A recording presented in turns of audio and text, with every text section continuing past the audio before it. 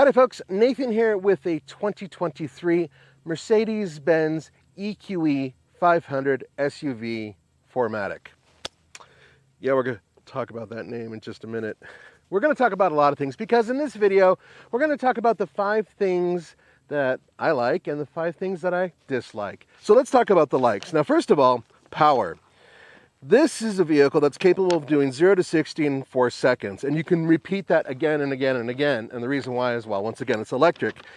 Now, it has a 90.6 kilowatt hour battery, and that gives it 402 horsepower, 633 pound-feet of torque, and there are 2 electric motors producing that power.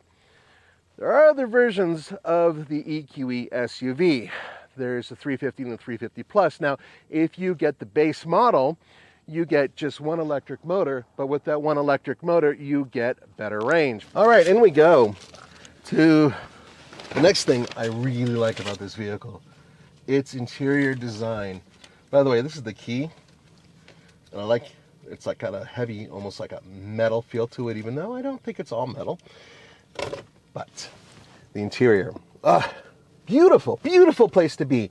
High quality interior that is vastly superior to anything I've seen Tesla produce. Mercedes really hit it out of the park. This veneer, this wood with these little inlays of the Mercedes symbol, it's interesting because they're similar to what we've got going on in the front end of the vehicle, which we'll talk about in a minute, which I'm not a huge fan of, but in here, I am a huge fan of this. I think this looks fantastic. Beautiful stitching. These seats are very comfortable, and it seems like they're automatically ventilated, but then manually heated. Manually meaning you hit a button in order to heat it. Now, speaking of that, you have a 12.3-inch infotainment system set up here, which we're going to get to in a minute, but this is a positive and it's a negative. So we'll go over the positive parts in just a moment. But the rest of the vehicle, in terms of the back of it, well, here, let's look at the back seat. Come on over back here. Not a ton of space, but I'm 6'1", and I do have enough room to get behind myself relatively comfortably. Now, if there were 3 people my size sitting back here, we'd probably rub shoulders a little bit, but for the most part, it's pretty comfortable. And the seats, they're really just, the bolstering's just right. Very good seats. Headroom is quite good, front and rear. And of course, you have this shade. And for a vehicle this remarkably expensive, having something like this that retracts and whatnot, yeah, that's at the very least what you deserve, right? Let's go back to the front. I want to show you something.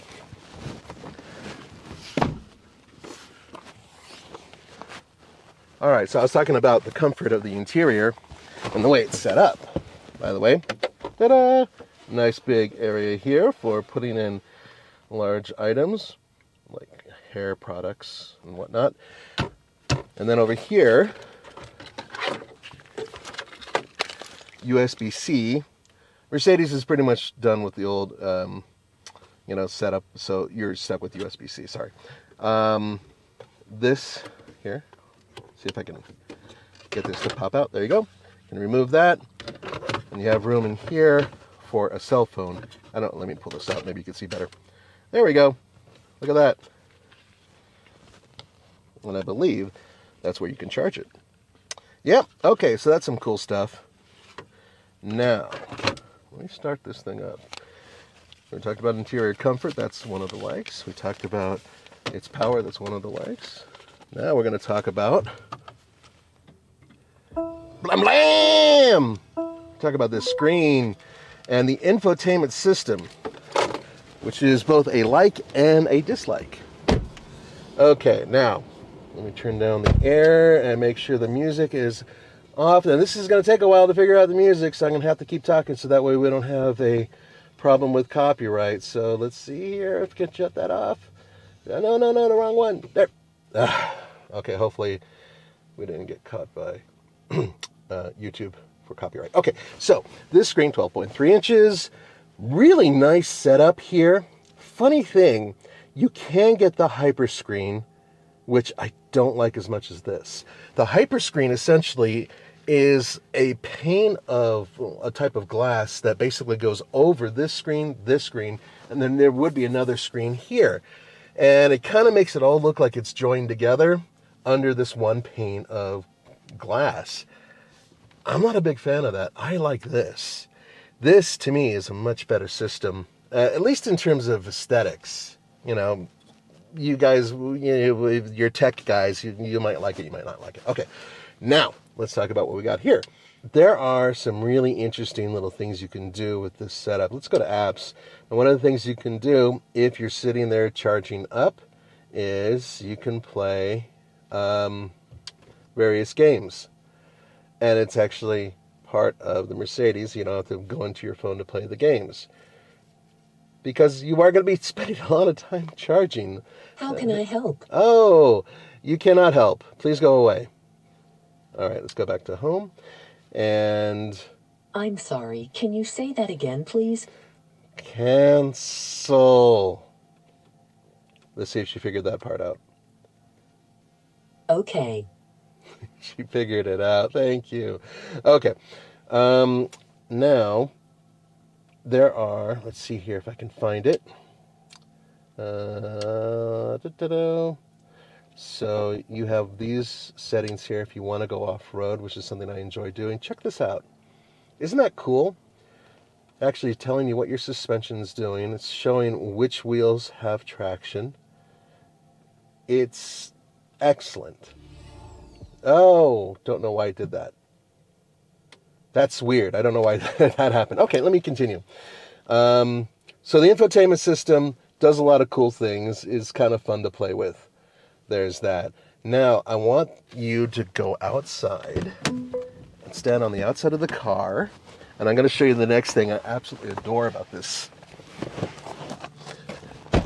Now, I need you to focus back here, but I want you to stand over there. And I'm going to pull up and basically turn around you. And the reason why? Well, let's put this thing on and put it into drive. And that's because, check this out. Ready for it? Wait for it. Look at the back. Ah, yeah. My friends, that is 10 degrees of rear wheel turning. And it makes this thing far more maneuverable because it has a really long wheelbase.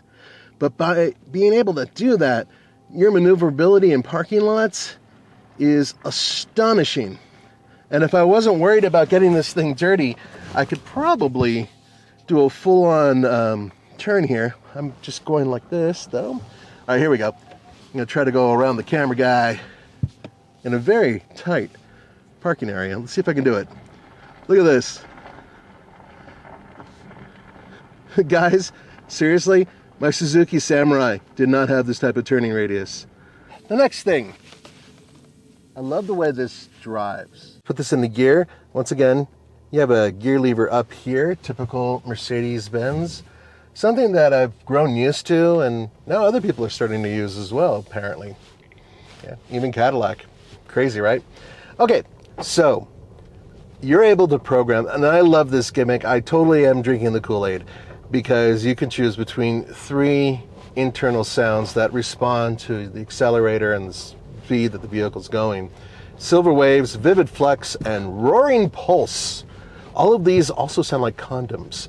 Anyway, these 3 things allow you to change the volume and overall sound of the vehicle, and allow me to demonstrate, let's see, I don't know if you heard that, but let's go back to Silver Waves. Okay, here we go. I'm going to accelerate, okay? Did you hear that little... Yeah, now if I do that with Vivid Flux, I'm going to slow down again. Okay, here we go. Accelerate.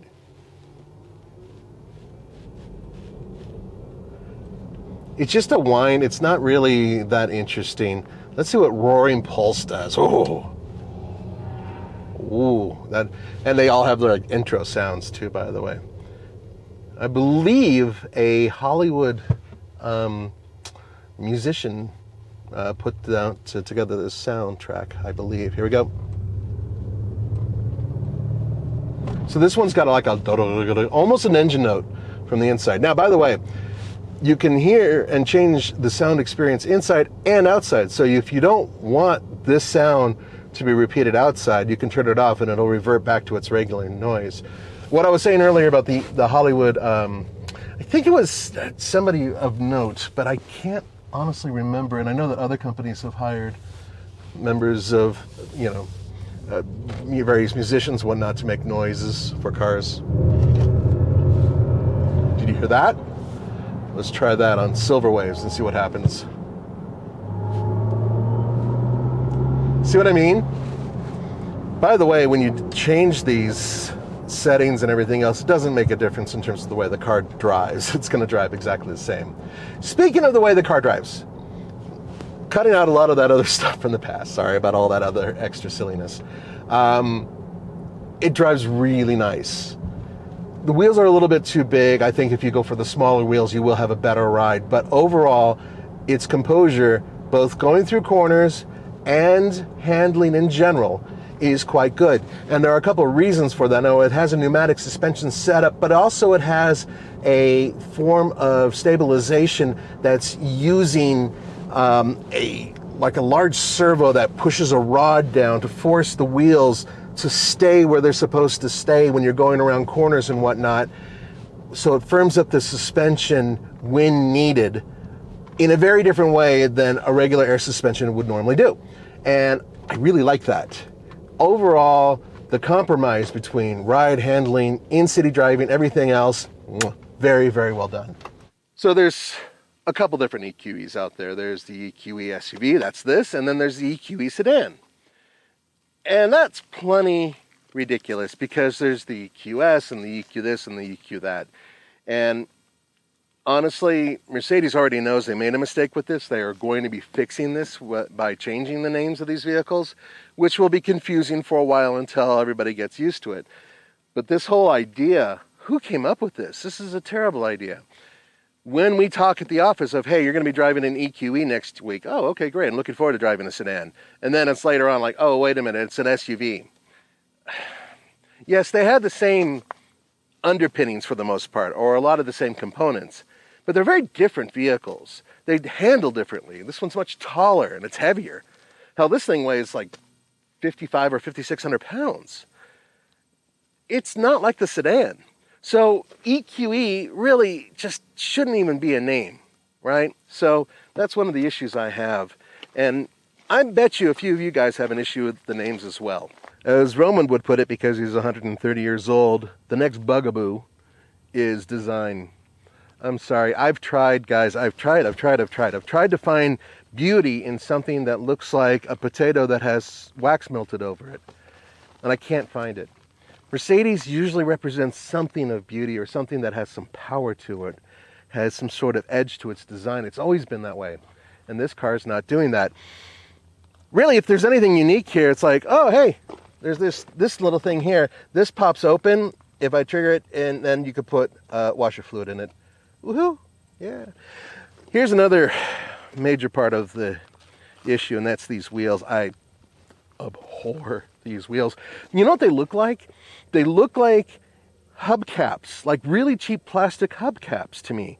I can't believe that something that has an AMG label on it is looking like this. Now, fortunately, Mercedes do have options in terms of wheels, and I highly recommend choosing perhaps a smaller wheel so you have a little bit more comfort, and more importantly, one that doesn't look like this. But come over here. Now, this is the part that's just driving me crazy, because this could be so cool, and they somehow just didn't do it. This design here with these little Mercedes emblems, I think is kind of cool, but the overall shape of it is not, and that is something that really gets me. The front end of it just doesn't look like they thought about it all the way through in terms of it being something that emotes anything other than, yeah, we had to make a crossover, so we had to add a couple things to make it look like a crossover, and this is the closest we could get to it. All right, now remember when I was telling you that I did like some of the features that were available on the infotainment setup? Indeed I do. However, there's also things I absolutely detest about this system that I think some of you guys might agree with me on. First one is right here. going all the way across. Why are there no buttons for anything? I do have to take my eyes off the road when I'm driving it, and I've done this before with its AMG brethren, so I know that I've done this in order to find the right physical positioning for making things happen. This stuff here, this is all one, essentially it's like a screen that's going across here. There's no individual buttons with the exception of that. That is for your hazard light. Everything else essentially is what you see here. And that means volume control, going up and then going down. A knob, please. Think about your buyer. Your buyer, they want something physical, tactile that they can touch. Now, there is something that this car can do, and I'll give you an example. Here we go. Hey, Mercedes, lower temperature to 66 degrees.